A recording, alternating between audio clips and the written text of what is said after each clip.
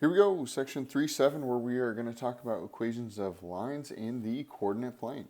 So a line can be graphed and its equation written when certain facts about the line, such as its slope and a point of the line, are known.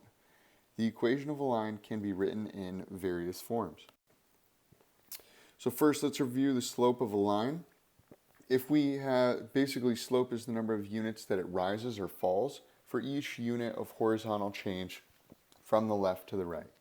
So slope is always going to be m, that variable, which is rise over run, which is the change in y divided by the change in x, which if we had 2 points, it would be y2 minus y1, so the y coordinate of the second point minus the y coordinate of the first point, divided by x2 minus x1, which is the x coordinate of the second point divided or minus the x coordinate of the first point. And if you were to put some color to it, the green point here is what comes first in both, and then the yellow point is what comes second in both on the top and the bottom.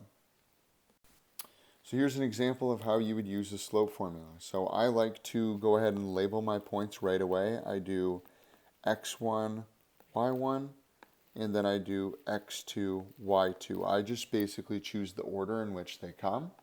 And so remember, slope is equal to y2 minus y1 over x2 minus x1. Oh, sorry. So if I plug those pieces in, I'm going to do the green ones first. So it's y2, which is 4, and on the bottom it's x2, which is 3. Notice how the greens are on the same side.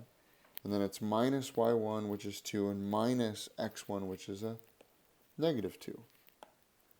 So 4 minus 2 is just 2. These become positives, so 3 plus 2 is 5. And that is my slope through those 2 points.